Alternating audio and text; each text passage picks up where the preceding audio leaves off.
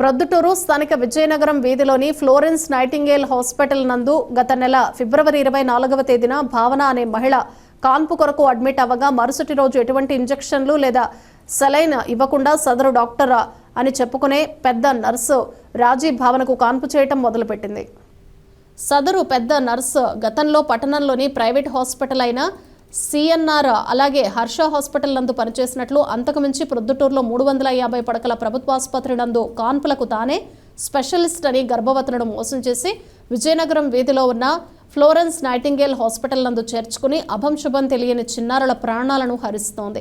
ఈ హాస్పిటల్కు ఎటువంటి అనుమతులు లేకపోయినప్పటికీ ఇక్కడే కాన్పులు చేయటం, అబార్షన్లు చేయటం పరిపాటిగా మారిందని చుట్టుపక్కల వారు ఆరోపిస్తున్నారు. ఈ సందర్భంగా శుక్రవారం ఉదయం బాధితురాలు భావన ప్రొద్దుటూరు స్థానిక ప్రెస్ క్లబ్ నందు పాత్రికేయుల సమావేశం ఏర్పాటు చేసి తన ఆరోగ్య పరిస్థితి క్షీణించడానికి అలాగే పురిటి బిడ్డ చనిపోవటానికి ఫ్లోరెన్స్ నైటింగేల్ హాస్పిటల్ వారే బాధ్యులని పేర్కొంది. నా పేరు భావన. నేను ఇప్పుడు నా డెలివరీ హాస్పిటల్ గురించి మాట్లాడుతున్నా. నేను డెలివరీ అయిన hospital Florence nightingale hospital Vizianagaram వీధిలో ఉంది. ఆ హాస్పిటల్ ఏంటంటే మా నాన్న వాళ్ళకి తెలిసిన హాస్పిటల్. ఫ్రెండ్స్ అనేసి మేము వాళ్ళని కన్సల్ట్ అయినాము.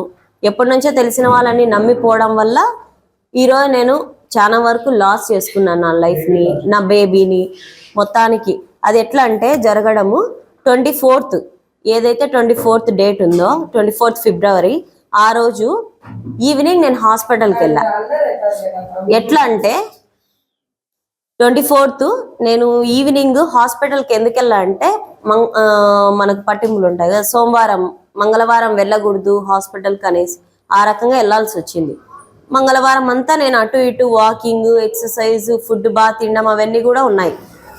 నెక్స్ట్ ఆ రోజు 25th నైట్ ఏం జరిగిందంటే, నేను డెలివరీ అయ్యే ముందు రోజు ఏం జరిగిందంటే ఫుడ్ నేను తీసుకోకపోవడం వల్ల ఏవైతే డ్రింక్స్ తీసుకున్నానో అవన్నీ వామిటింగ్ చేసుకోవాల్సి వచ్చింది. అందుకు నేను నీరసం పడిపోయినా, ఏం తినలేకపోయినా. ఏ రోజైతే వామిటింగ్ అవుతుందో ఆ రోజు నేను మామూలుగానే ఏం తినను. అలా నేను నీరసం అయినప్పుడు కనీసం నీరసానికి వాళ్ళు ఫ్లూయిడ్స్ పెట్టలేదు, అంటే నీరసానికి సెలైన్లు పెట్టలేదు, నొప్పులకి ఇంజెక్షన్ ఇవ్వలేదు. నార్మల్ డెలివరీకి 3 o'clock పడుకోబెట్టారు. పుష్ చేస్తానే ఉన్నారు. ఏ రకంగా అంటే ఆమె వల్ల కాక, అంటే నాకు చేసింది డాక్టర్ కాదు, పెద్ద నర్స్ అంటారు ఆమెను. ఆమె సిఎన్ఆర్లో, హర్షాలో, పెద్ద హాస్పిటల్లో చాలా మందికి డెలివరీలు చేసింది నార్మల్గా అనే విధంగా మనం కూడా వాళ్ళని నమ్మి అప్రోచ్ అయినాము. తెలిసిన వాళ్ళు అనే ఉద్దేశంతో కూడా అప్రోచ్ అయినాము. అదే మేము చేసిన మిస్టేక్ అయింది. ఆమె పేరు రాజీ, నర్సు పేరు. ఆమె ఎట్లా అంటే డాక్టర్ని కూడా పిలిచుకోకుండా 3 o'clock స్టార్ట్ చేసింది ప్రొసీజర్ అనేది. అలా బలవంతంగా పుష్ చేసి నాకు నీరసం ఉన్నా కానీ, నేను లేవలేకపోయినా కానీ నువ్వు పుష్ చేయి, లేకపోతే ఒక నార్మల్ డెలివరీ పర్సన్ అర్చరా నొప్పులు వస్తే? అదే నేను అడిగేది, అర్చకంటాది. అవన్నీ కూడా మన హాస్పిటల్లో నేను జనరల్ వార్డులో నాకు చేయడం వల్ల నా దగ్గర ప్రూఫ్ అనేది అక్కడ ఉంది, అది మనకి ఇవ్వలేదు ఇంకా. అది నా ప్లస్ పాయింట్ అయింది. ఓటీలో కానీ ఆపరేషన్ చేసింటే ఇదంతా రికార్డ్ అయ్యేది కాదు.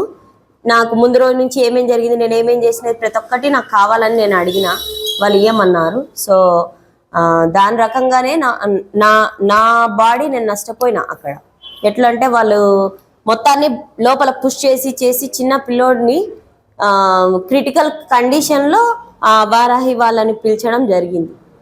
నా పిల్లోడిని ఏదైతే ఇలా పుష్ చేయడం వల్ల లోపల డ్యామేజ్ అయ్యింది అని వాళ్ళకి అనిపించిందో ఆ టైంలో ఆ వారాహి అతను లాస్ట్ మూమెంట్లో ఇంకా వీళ్ళ వల్ల చేత కాక బాబును బయటికి తీయడానికి నార్మల్ డెలివరీకి లాస్ట్ మినిట్లో ఒక మేడం రావడం జరిగింది. 50 minutes కల్లా ఆ మేడం వచ్చిన 50 minutesలో బాబు డెలివరీ అయ్యి బయటపడినాక ఇంకా వారాహి వాళ్ళు వచ్చి మా పిల్లోని ఒక క్లాత్లో చుట్టుకొని తీసుకెళ్ళి ట్రీట్మెంట్ చేసి ఈరోజు మా బాబు లేకుండా చేసేసినారు.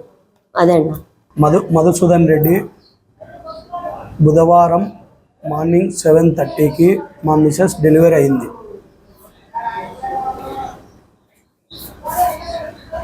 ఒక ఫ్లోరెన్స్ హాస్పిటల్ అనే హాస్పిటల్లో డెలివరీ అయితే ఫ్లోరెన్స్ హాస్పిటల్ వాళ్ళు వారాహి డాక్టరు లోకేష్ కుమార్ని వాళ్ళ సిస్టర్ని డెలివరీ సరిగ్గా కాకపోయేసరికి వాళ్ళని పిలుచుకొని బాబు 7:30కి పుట్టాడు.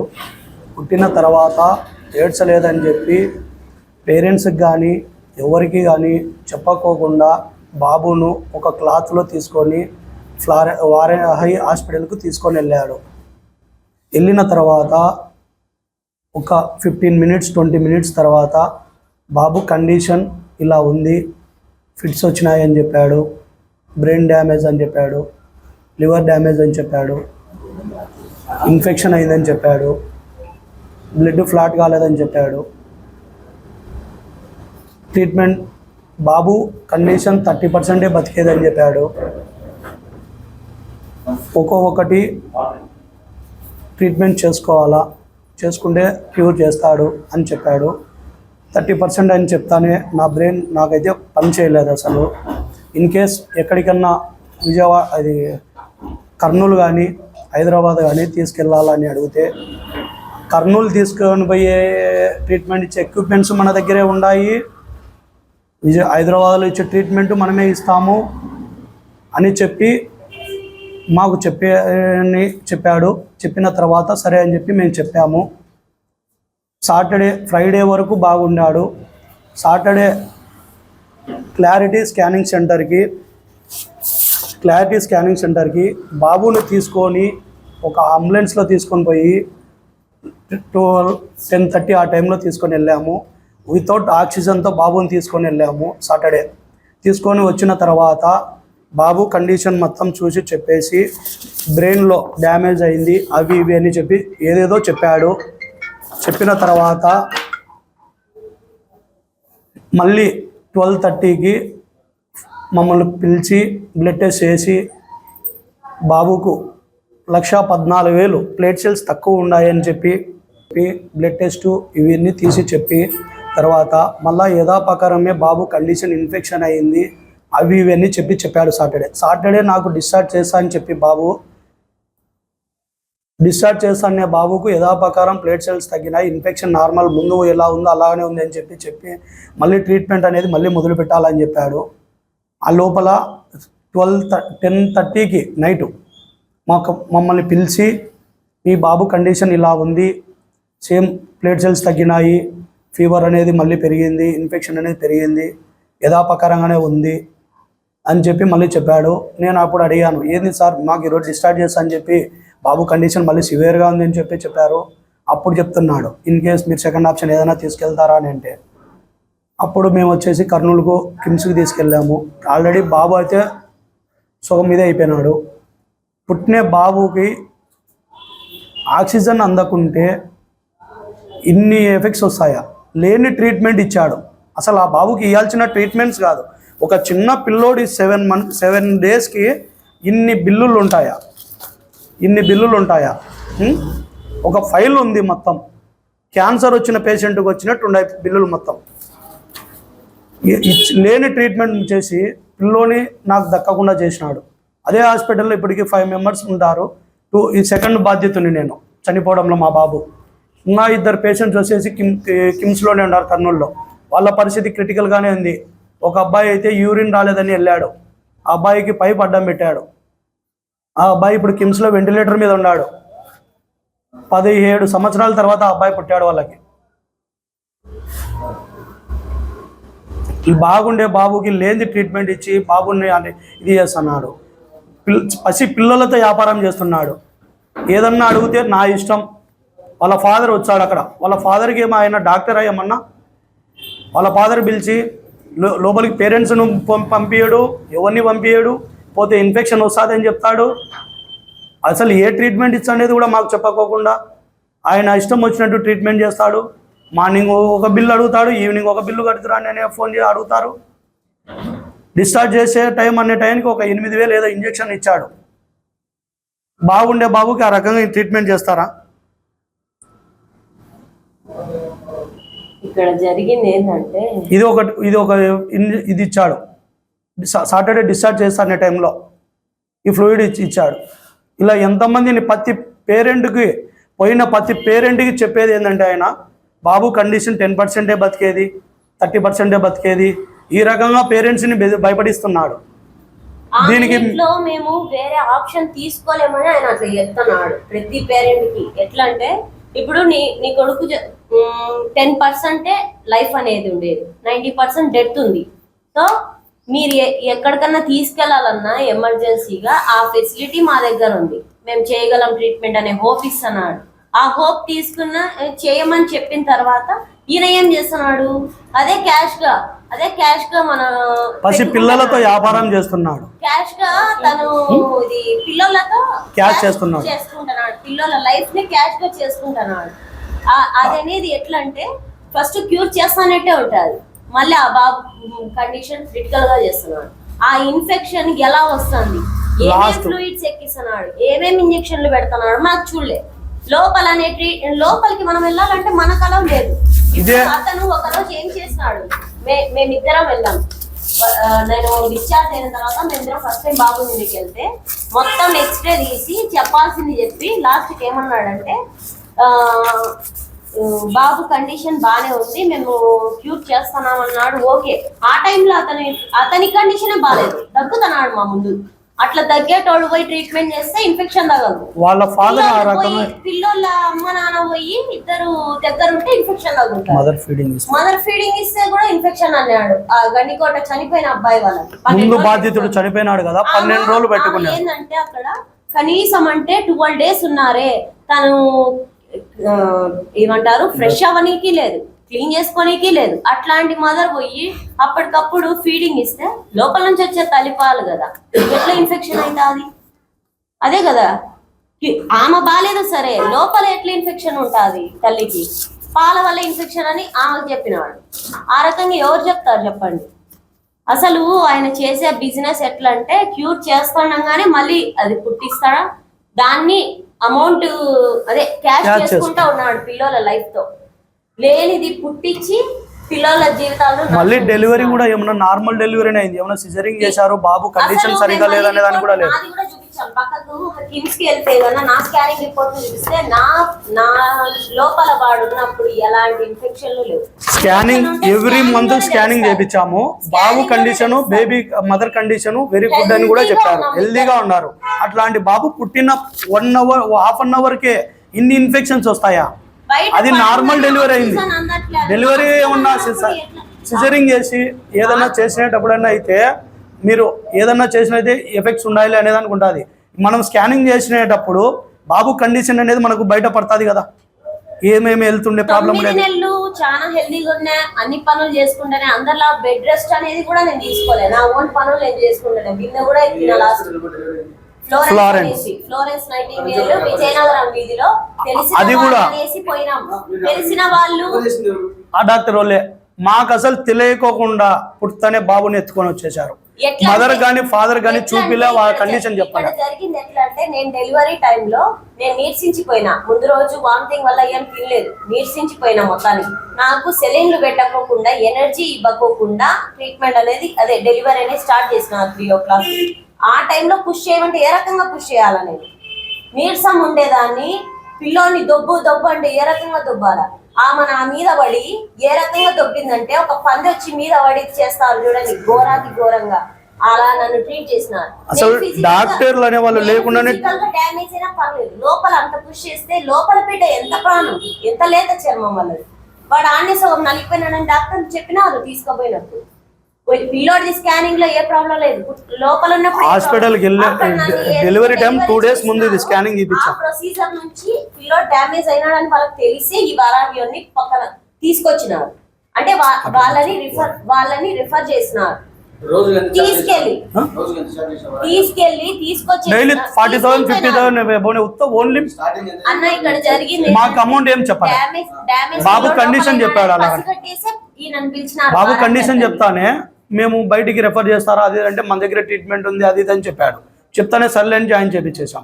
అతను మనం ఇంత అవుతుంది అని నాతో చెప్పాలా, ఏం చెప్పాలా, ఏమేమి తీసుకోవద్దన్నారు కూడా మాకు చెప్పలే.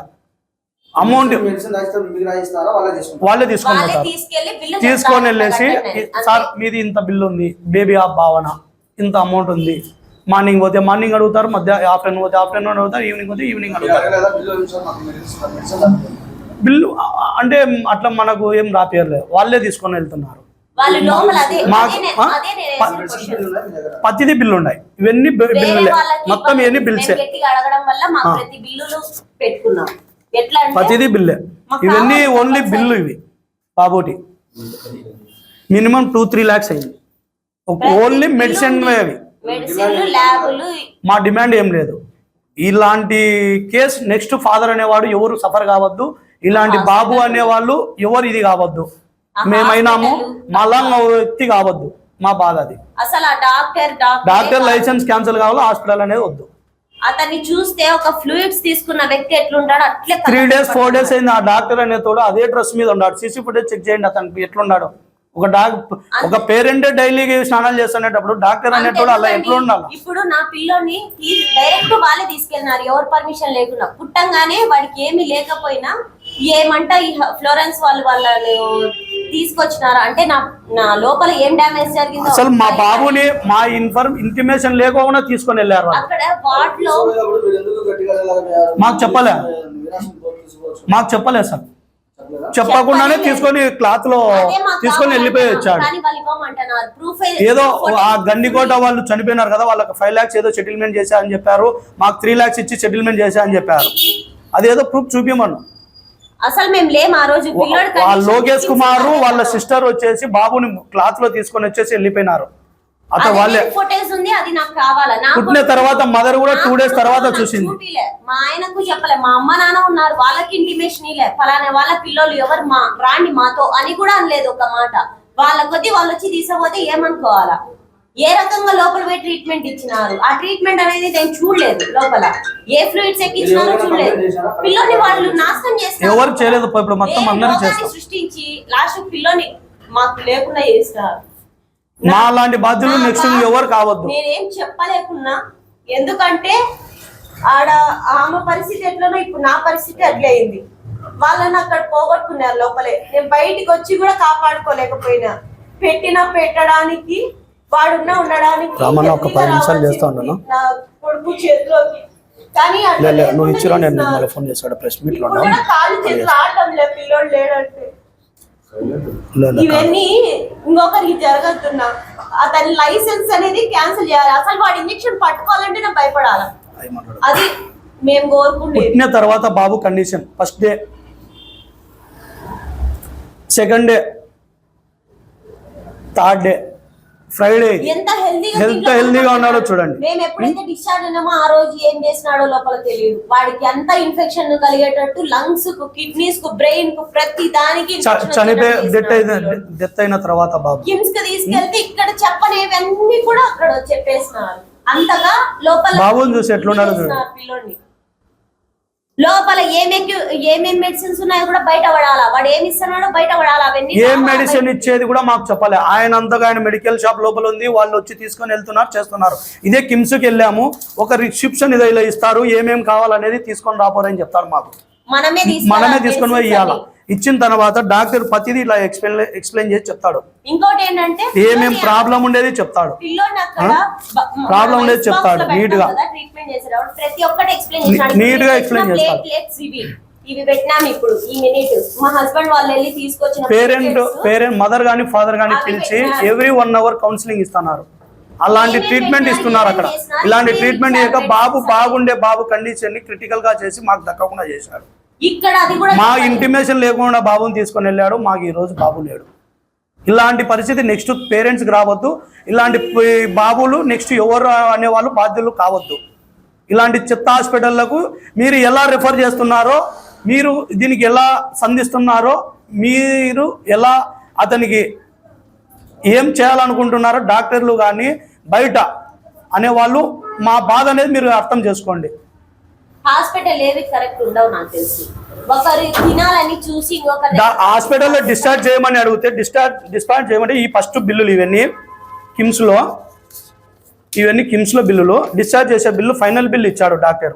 ఇది వారాహి దాంట్లో ఓన్లీ ఇవి మెడికల్ బిల్లులే.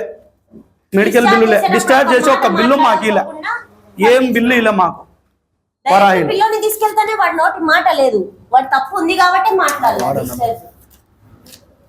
అసలు అతని డిగ్రీనే చదవలే.